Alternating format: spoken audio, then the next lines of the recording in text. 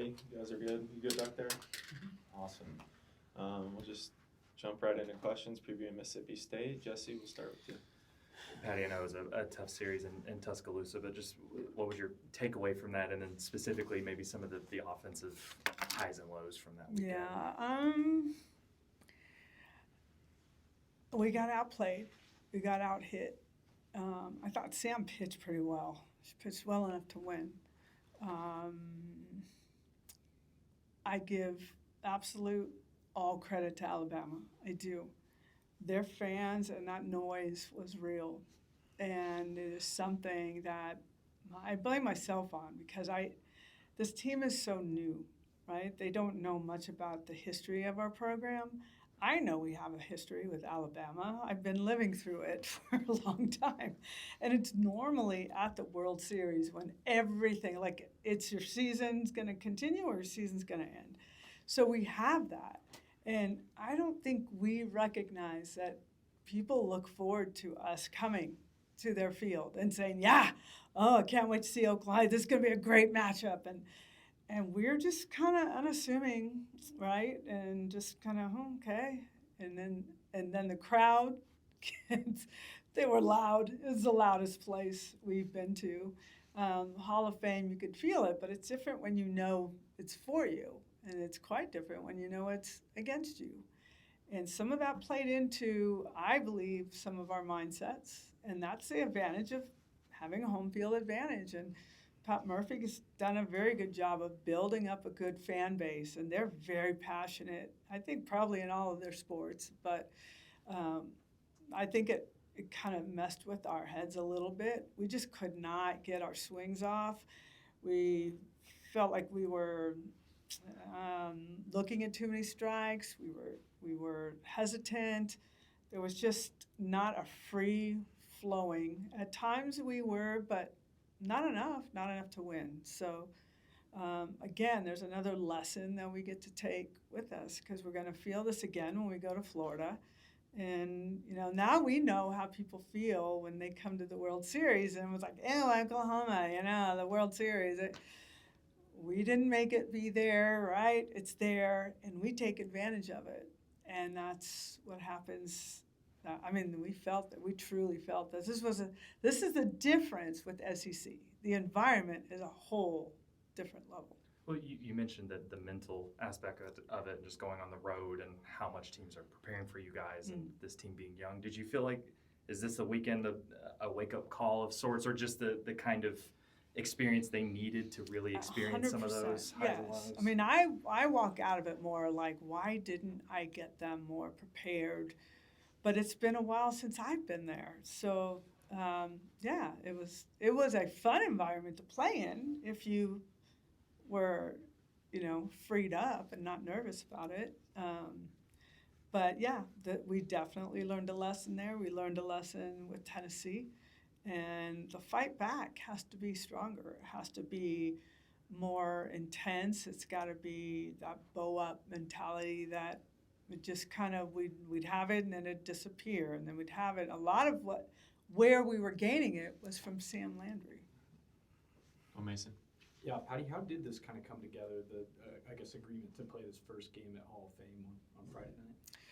Well, it's easy to talk with Sam Ricketts because she's an alum here, and she knows, to me, I would want to play at Hall of Fame because I want my players to feel what it feels like to play on the field that you win a national championship on. It's to get a few more fans in. It's also to appease the people in Oklahoma City so they don't have to drive down to Norman on a Friday. So a lot of reasons, but it's just has a different feel for it, and Sam agreed to it. So when you talk about the feeling that you get when you know that the crowd in that place is for you, can this kind of be a good psyche reset? Yeah, I hope so. Yes. I'm really proud of Sam Ricketts because she has created a very good team, and they are up in the top 15, I think, in RPI and ranked in the top 20, so they pitch well, they swing very well. They're a good team. So this should be another gauntlet weekend for us. Oh, Patty, you mentioned Sam. Wanted to ask you a couple things about her. Did you have a sense when you were coaching her that she could be, the kind of player who would go on to, become a coach? And just what is that going to be like to face her not only at Hall of Fame on Friday, but here, the rest of the weekend? Yeah, she might not like this answer, but she knows it's true. So when she first got here, I could not get her to talk to me, like very shy, just like Kaylani. So Sam was a left-handed catcher, and she was good. But I thought, you know what, you're made more for first base. She was a great first baseman and just a great hitter. She was named a captain, but she just does not say a lot. She never has. So no, I did not believe because of that she would go into coaching. But man, has she become really great and manages her team really well, has a good surrounding group of coaches that support her and that she trusts. So her program has been growing every year, and she certainly is a very good SEC coach. So yeah, proud of that. And then just what's it going to be like to face her here? Mm-hmm. I don't know if she's been to Love's Field since. I don't think so. Since it opened. No, I don't. I hope I get a chance to walk her around. It's always cool that I can connect with one of our former athletes. I think the crowds are going to be really complimentary of her. She'll get a standing ovation likely. But after that, let's go. Need to keep food on the table. Let's go. So, yeah, I mean, we've played before, and it's very cordial, and their coaching staff is fun like that. So it's going to be fun. Patty, I love talking hitting with you. Your team's, if you don't want to call it a slump, it's not doing as well as it was earlier in the year. So how do you get back to that? What's the process? I think a big part of this, and we just had a big conversation with them before we even went out on the field, was about affirmation and just believing in yourself. Okay. To me, if you aren't believing in yourself, then you're telling. I always turn it back to, you think I'm a bad recruiter? What do you think? If you couldn't hit, would I recruit you here? I got it. So it's just trying to raise them up. Remember what is our mission here, to be able to clear your head so you can be part of the mission. I mean, there's just going back to the beginning and trying to remind them why we are here, what we're trying to do, that they're good enough. I mean, you would have thought that we were like last in the SEC. Yeah. So we had to put up the standings. I'm like, we're tied for second. And they're like, what? Really? I'm like, we've only, yes. So we're in the race. We're fighting. Let's go. We got to keep fighting. And yeah, we'll see. We're in a weird place, but usually we're in a weird place before we really start to peak. We haven't even started peaking yet. You have not even seen how good we can be. So that's usually you need to start seeing it swing your way. And so hopefully you're going to see that in the next week or so. Tark. Yeah, how differently are you guys approaching practices with no midweek, and especially with your pitchers with less innings to throw them in? Yeah, we had live pitchers today, so we get to see more live at practice, which is nice.